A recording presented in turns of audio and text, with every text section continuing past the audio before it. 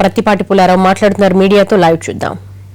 దాంట్లో ఆయన ప్రమోటర్గా కానీ ఓన్లీ ప్రొఫెషనల్ డైరెక్టర్గా ఉన్నారు. ఎగ్జిక్యూటివ్ డైరెక్టర్గా ప్రొఫెషనల్, వితౌట్ పెట్టుబడి, వితౌట్ ప్రాఫిట్స్. కంపెనీలో వచ్చేటువంటి ప్రాఫిట్ లాభాలకు నష్టాలకు సంబంధం లేదు. ఈయన పెట్టుబడి లేదు. ఏదైనా ఒక కంపెనీలో చేరేటప్పుడు హోదా కోసం డైరెక్టర్ అంటారు. ఆ డైరెక్టర్గా అతను ఉండి అతని జీతాన్ని ఇన్కమ్ ట్యాక్స్ రిటర్న్స్ కూడా సబ్మిట్ చేస్తున్నాడు. ప్రొఫెషనల్ డైరెక్టర్గా ఉండి ప్రొఫెషనల్గా ఎంత వస్తుంది రిటర్న్స్లో కూడా సబ్మిట్ చేసి అతనికి వచ్చినటువంటి ఆదాయంలో ఇది ఎకరా 3 లక్షలకు కొన్నాడు ఆయన. నాకు అమ్మింది, ఎందుకంటే దాని ధర కూడా తెలియాలి మీకు. 31/7/2014 ఎందుకు అగ్రిగోల్డ్ అప్పటికే బయటకి స్మెల్ వచ్చింది. ఇది అగ్రిగోల్డ్ ఫెయిల్ అవుతా ఉంది, బాధితులు నష్టాలు డబ్బులు ఇవ్వటం లేదు కట్టిన వాళ్ళకి అనేటువంటిది ఈయన భూమి కొనేనాటికే వస్తుంది. ఈయన కొనుక్కున్నది ఆయనకు వచ్చే శాలరీలో ఇన్కమ్ ట్యాక్స్ రిటర్న్స్ లో చూపించి ఎకరా 3 లక్షల రూపాయల చొప్పున 6 ఎకరాల 19 సెంట్లు కొన్నారు. తిరిగి మళ్ళీ అదే భూమిని, నాకు కూడా తెలియదు, నేను ఎప్పుడు చూడలేదు అసలు, మా కంపెనీ వాళ్ళు కొని మా మిస్సెస్ పేరు మీద కొన్నారు. లీగల్ క్లియర్ గా చూసుకున్నారు. ఇది ఎక్కడ ఆరోపణలో ఉందనో లేకపోతే లీగల్ క్లారిటీ లేతనో బ్యాంకుల్లో తాకట్టు ఉంటేనో ఏ డిస్ప్యూట్ ఉన్నా మా కంపెనీ వాళ్ళు మా ఫ్యామిలీ ఎక్కడ ఇంటర్ఫీర్ అవ్వరు. ఇది అగ్రిగోల్డ్ సంబంధం అనేటువంటిది ఏ రకంగా నాకు అగ్రిగోల్డ్ అనేటువంటిది జగన్మోహన్ రెడ్డి వాదిస్తాడని నేను గత సంవత్సరం మాట్లాడాను. క్రిస్టల్ క్లియర్ గా అతను ఇన్కమ్ ట్యాక్స్ రిటర్న్స్ లో కూడా చూపెట్టాడు. ప్రొఫెషనల్ డైరెక్టర్, నాకు సంవత్సరానికి ఇంత ఆదాయం ఉంది. నా భార్యకి, ఆమె భార్య ఇప్పుడు కూడా శాతవాహన కాలేజీలో ఎయిడెడ్ స్కూల్లో పనిచేస్తా ఉంది అసిస్టెంట్గా. ఇప్పుడు కూడా స్టిల్ ఇప్పుడు కూడా ఎంప్లాయ్ ఎయిడెడ్ స్కూల్లో విజయవాడలోనే, అది కూడా పనిచేస్తూ ఉంది. వాళ్ళు ఇద్దరు ఎంప్లాయర్ అయ్యి ఉండి వాళ్ళకు వచ్చేటువంటి శాలరీస్ మీద మేము ల్యాండ్ కొనుక్కున్నాం, ఎకరం 3 లక్షలు పెట్టని వాళ్ళు చెప్తే దాన్ని అగ్రిగోల్డ్ బాధితులు ఇదో పెద్ద స్కాము, బోఫర్స్ కన్నా పెద్ద స్కామ్. చంద్రబాబు నాయుడు గారి నాయకత్వంలో అటువంటి స్కాములకు అవకాశమే లేదు. కేబినెట్ లో మంత్రి మీద కూడా జ్యుడిషియల్ ఎంక్వైరీకి సిద్ధమైనటువంటి నిజాయితీ కలిగినటువంటి ముఖ్యమంత్రి. పారిపోయింది మీరు. నిలబడవచ్చు కదా. నా దగ్గర ఎవిడెన్స్ ఉన్నాయి, ఇన్కమ్ ట్యాక్స్ రిటర్న్స్ ఉన్నాయి, ఇన్కమ్ ట్యాక్స్ సర్టిఫికేట్స్ ఇస్తున్నాను. ఆయన ఎంత కొన్నాడు, ఎంత కమ్మాడు, రిటర్న్స్ తోటి సహా ఇస్తున్నా. నేను పోయిన సంవత్సరమే చూపెట్టాను అసెంబ్లీలో. ఇది అగ్రిగోల్డ్ అని చూపిస్తే నేను రాజకీయాల నుంచి తప్పుకోవడమే కాదు, ఈ భూమి కూడా ఆయనకి ఇచ్చేస్తాను. అగ్రికల్చరల్ ల్యాండ్ 3 లక్షలకు ఆయన కొన్నాడు, 4 లక్షలు మా కంపెనీకి అమ్మాడు. దీనికోసం 2 రోజులు నా మీద, నా ఫ్యామిలీ మీద, మా వైఫ్ మీద, అంటే కుటుంబ సభ్యులను కూడా వదలడు జగన్మోహన్ రెడ్డి. ఎప్పుడో బయటికి రానటువంటి మా కుటుంబ సభ్యుల్ని బజార్కి ఇచ్చాడు ఈరోజు. ఎంత బాధాకరం అండి. తప్పు లేకుండా, తప్పుండి బజార్కి ఇడిస్తే మేము రెడీ, ఏ శిక్షకైనా మేము సిద్ధం.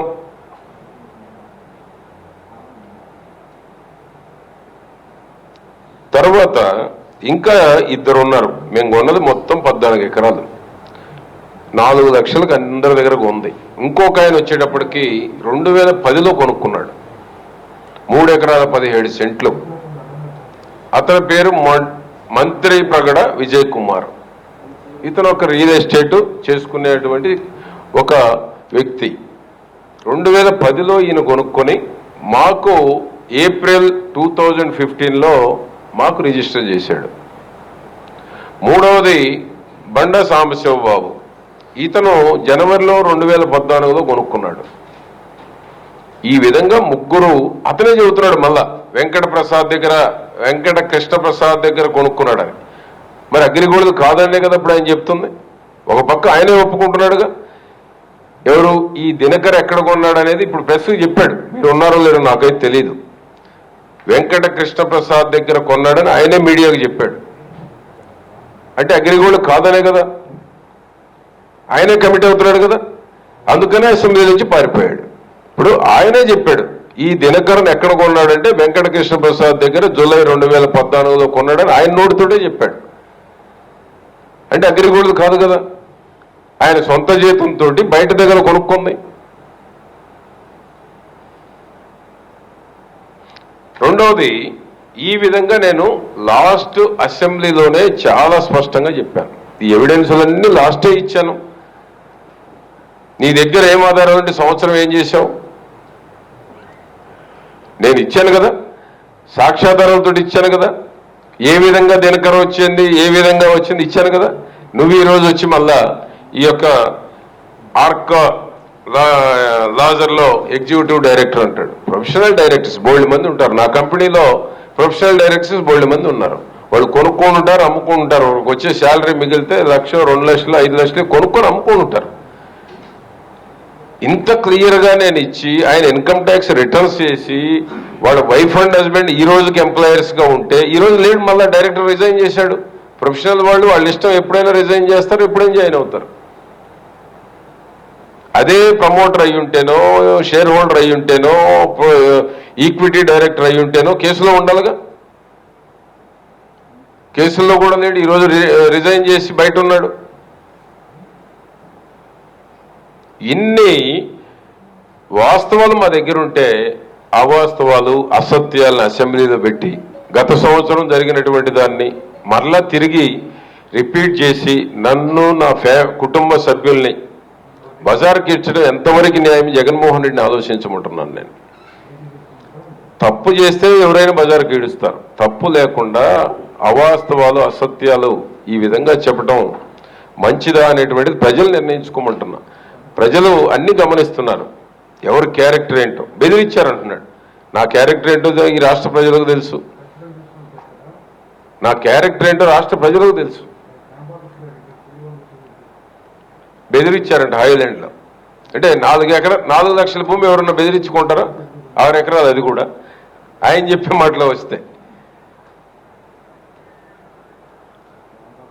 ఇన్ని ఆధారాలు, ఇన్ని సాక్ష్యాలు ఇస్తే ఇంకా అసెంబ్లీలో 20 నిమిషాలు చెప్తాడంట. పుల్లారావు చేమ అని మళ్ళా ఒక పక్క సానుభూతి, గద్దలు ఉన్నారంటాడు.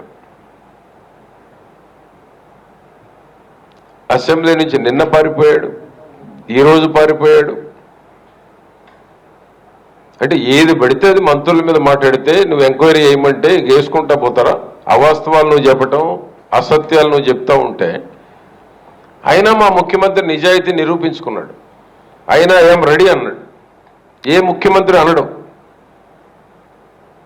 చంద్రబాబు గారు నిజాయితీ పరుడు కాబట్టి, నిజాయితీ గల ప్రభుత్వం కాబట్టి ముందుకొచ్చి ఎస్ అన్నాడు. నువ్వు పారిపోయావు.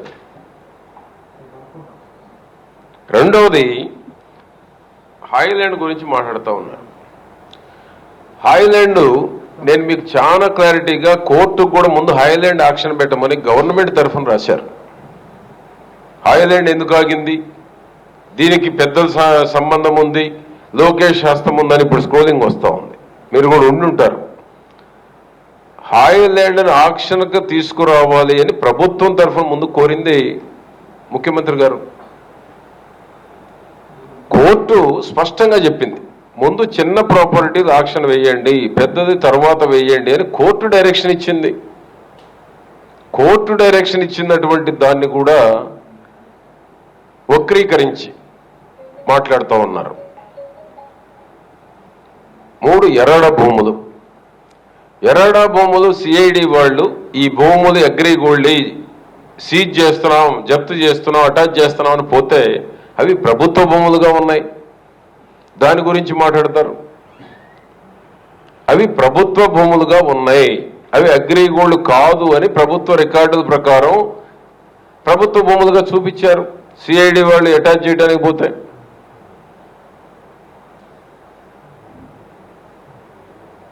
ఇవన్నీ వాస్తవాలు. హైకోర్టు చెప్పింది వాస్తవం కాదా? ఎరాడా భూములు ప్రభుత్వ భూములు అని చెప్పింది వాస్తవం కాదా? ఈ 2 ఎందుకు యాక్షన్ వేయలేదు? దీని వెనక పెద్దల హస్తం ఉంది అంటే గుడ్డగాల్చిన బట్టగాల్చిన ఎత్తేయటమో మీరు చుడిపేసుకోండి. ఈ వాస్తవాలు ప్రజలకు కూడా తెలియాలి. ఈ వాస్తవాలన్నీ ప్రజలకు తెలియజెప్పాలి. అసెంబ్లీలో చెప్పకుండా 20 నిమిషాలు ఇంత మీడియాలో చెబుతున్నాడు, 20 నిమిషాలు నాకు చాలు అంటున్నాడు. అదేవిధంగా ఈరోజు చూస్తే ఇవన్నీ విత్ ఎవిడెన్స్ ఇచ్చాను లాస్ట్ ఇయర్. ఈ ఒక్క సంవత్సరమే కాదు, లాస్ట్ ఇయరే విత్ ఎవిడెన్స్ ఇవ్వటం జరిగిందనమాట ఇవన్నీ. అదేవిధంగా అగ్రిగోల్డ్ 3,900 కోట్లు, ఇది పెద్ద స్కాము, 19 లక్షల మంది అంటున్నారు. అసలు నీ మీద ఒక పెద్ద ఆరోపణ ఉంది. ఎన్నికలప్పుడు ఎన్నికల ఫండ్ నువ్వు బెదిరించి తెచ్చుకున్నావని ఉంది. అసలు నీ మీద పెద్ద ఆరోపణ, దాని మీద అసలు విచారణ జరపాలి. అగ్రిగోల్డ్ యాజమాన్యాన్ని బెదిరించి ఎన్నికలకు కొన్ని కోట్లు తీసుకొచ్చావనే ఆరోపణ నీ మీద ఉంది. నేను గత అసెంబ్లీలోనే లేవనెత్తాను.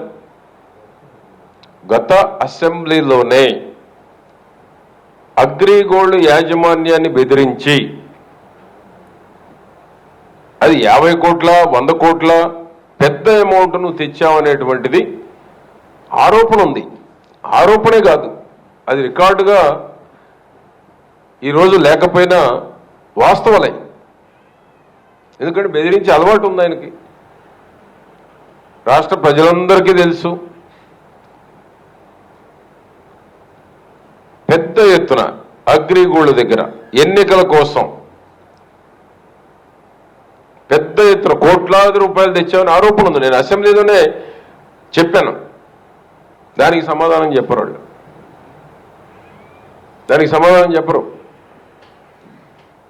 గత అసెంబ్లీలోనే నేను చెప్పాను. అదేవిధంగా ఇంత ఒక పాస్బుక్ తెచ్చారు. అది ఏం పత్రాలు తెస్తారో ఏం చేస్తారో బురజల్లేటువంటి దానికి ఏం మ్యాజిక్ చేస్తున్నారో కూడా నాకు తెలియదు. నేను కొన్న 14 ఎకరాలు పాస్బుక్లతో అవ్వదు కదా, ఇప్పుడు ఆన్లైన్ సిస్టమ్ వచ్చిందిగా. దాన్ని కూడా అసెంబ్లీలో చూపిస్తున్నారు. సంతకాలు వేరున్నాయి, వేరున్నా రిజిస్ట్రేషన్ ఉన్న ప్రకారమే ఉంటుందిగా. నేను కొన్న దాంట్లో వెనక్కపోట్లా. నేను కొన్నది క్లియర్ ప్రాపర్టీ కొన్నానని చెప్తున్నా. అగ్రిగోల్డ్ సంబంధం లేని కొన్నానని చెప్తున్నా. నువ్వే ఒప్పుకున్నావు. ఈ ఉదయ దినకర్ ఎక్కడ కొన్నాడు అనేది నువ్వే చెప్పావు. దాని అర్థం ఏంటి? అగ్రిగోల్డ్ కాదని నువ్వే ఒప్పుకున్నావు. మళ్ళా చేమలాంటి వాడు పుల్లారావు అంటున్నావు. అన్ని నువ్వే చెప్తున్నావు. మళ్ళా పాస్బుక్ ఈ సంతకాలు వేరున్నాయి అంటాడు. నువ్వేం పట్టుకొస్తున్నావో ఏం చూపిస్తున్నావో మీ పార్టీలో నకిలీ పత్రాలు నకిలీ స్టాంపులు చూపించడం అలవాటు. మా మీద బురద చల్లేటువంటి దానికి ఆన్లైన్లో పో, ఏముందో మా కంపెనీకో మా ఫ్యామిలీకో ఏది రిజిస్టర్ అయి ఉంటే అదే ఆన్లైన్లో ఉంటుంది కదా. పాస్బుక్లో ఉన్నా ఏ సంతకాలు ఉన్నా అది కుదరదు కదా. ఈరోజు ఆన్లైన్ సిస్టమ్ వచ్చింది కదా, ఆన్లైన్ పో. మేము కొందాం 3 దగ్గర. అది కూడా నేను చెప్తున్నా, ఒక అపోహ ఉంది, ఇదేదో కోట్లాది రూపాయలు భూములు అనుకుంటున్నారు కొంతమంది. నాకు కూడా నా దృష్టికి వచ్చింది. వాళ్ళు కొంద 3 లక్షలు, నాకు అమ్మేది 4 లక్షలు ఎకరం, 6 ఎకరాలు. మళ్ళా దానికి పాస్బుక్ కూడా ఏదో ఒక మీడియాలో హల్చల్ చూపించేశారు. ఇంతక ఆన్లైన్ పోండి, ఆన్లైన్లో ఉంటుంది కదా క్లియర్గా. ఆన్లైన్లో ఎవరైనా పోవచ్చు. ఎవరు పోయినా నా మీద ఏముంది, దీన్ని ఎవరు మార్చలేరు కదా. పాస్బుక్లో ఏమున్నా ఆన్లైన్ చూస్తేనే కదా క్లారిటీ వచ్చేది. మళ్ళా ఒక ఆమె వచ్చి నా మీద మాట్లాడుతుంది. కల్తీ విత్తనాలంట, కల్తీ కారం అంట, పత్తి కుంభకోణం అంట, ఇంకొకటి ఏదో ఎవరు పేటలో ఒకరు చనిపోయారంట. బుద్ధి ఉండాలి కదా మాట్లాడడానికి. ఆ హత్య రాజకీయాలు, ఆ ఫ్రాక్షన్ రాజకీయాలు ఆ నాయకుడికి ఆ పార్టీలో వాళ్ళకి అలవాటు. నాది కాదే. నా నైజం ఏంటో, నా నిజాయితీ ఏంటో, నా లైఫ్ స్టైల్ ఏంటో అందరికీ తెలుసు. కాబట్టి ఇటువంటి అవాస్తవాలు అసత్యాలు ఈ యొక్క శాసనసభకు ఉన్నటువంటి గౌరవాన్ని దిగజారు చేస్తూ ఉన్నారు. చరిత్రలో ఇంతవరకు అసెంబ్లీలో ఉన్నటువంటి వాళ్ళందరూ 40 ఏళ్లుగా మేము ఇటువంటి ప్రతిపక్ష నాయకుడిని చూడలేదంటున్నారు. అంటే ఆయన మాట్లాడితేనేమో వాళ్ళ సభ్యులు కూర్చుంటారు, ఇంకెవరు మాట్లాడినా వాళ్ళ సభ్యులు కూర్చోరు. ఆయన మాట్లాడితేనే కూర్చుంటారు, ఇంకెవరు మాట్లాడినా వాళ్ళు కూర్చోరు. అంటే అసెంబ్లీని నీ చేతుల్లో తీసుకోవాలంటే సాధ్యం కాదు. ఇది డెమోక్రసీ. నీకుండే రైట్ నువ్వు వినియోగించుకోవాలి. అధికార పక్షానికి ఉండేటువంటి రైట్ అధికార పక్షం ఉపయోగించుకుంటుంది.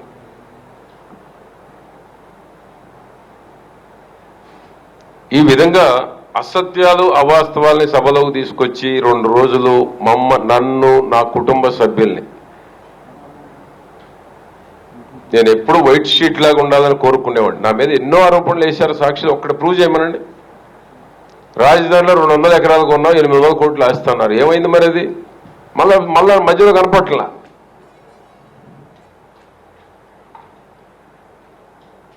ఏ ఒక్కటి నా మీద ప్రూవ్ చేశావు కాబట్టి నువ్వు ఈరోజు నా మీద మాట్లాడడానికి 3 ఏళ్లలో నన్ను మా ఫ్యామిలీని రాయని రోజు లేదు సాక్షి పత్రిక ఛానల్లో. అంటే మేము మా పార్టీ తరఫున వాస్తవాలు మాట్లాడుతున్నాం కాబట్టి తట్టుకోలేక మా మీద ఎదురుదాడి. ఏదోటి బురద జల్లాలి, గూడగాల్సి నెత్తి మీద వేయాలి. రాజధానిలో నాకు ఆ పేర్లు కూడా తెలియదు. ఎవరో రాజారెడ్డి అంట, వాళ్ళ తాతగారి పేరు పెట్టుకున్నాడు. అది కూడా సురేష్ అంట. 200 ఎకరాలు 800 కోట్లు పుల్లారావు ఆస్తి.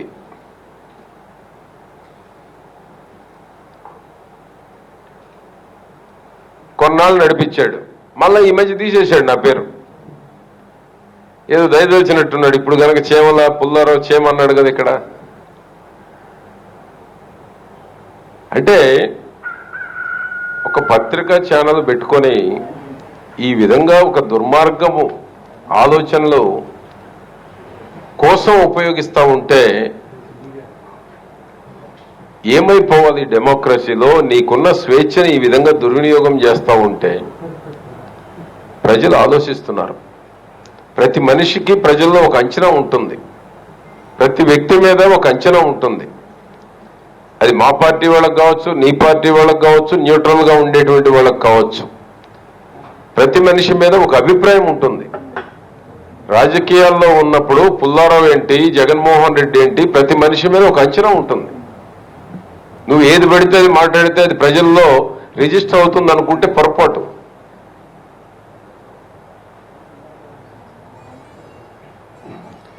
ధర్మశ్రీది కూడా మాట్లాడాడు. మేము చెప్పిందంటే ఎక్కడ తప్పులేదు. నా వర్డుకు నేను స్టిక్ ఆన్ అవుతున్నా. స్కేల్ ఆఫ్ ఫైనాన్స్ ప్రకారం ఎంత వచ్చింది? 1,36,693 ఎంత వచ్చింది. దాని ప్రకారం 2 ఇన్స్టాల్మెంట్లు వేసాం. ఎక్కడ మేము దానికి వెనక్కపోట్లా.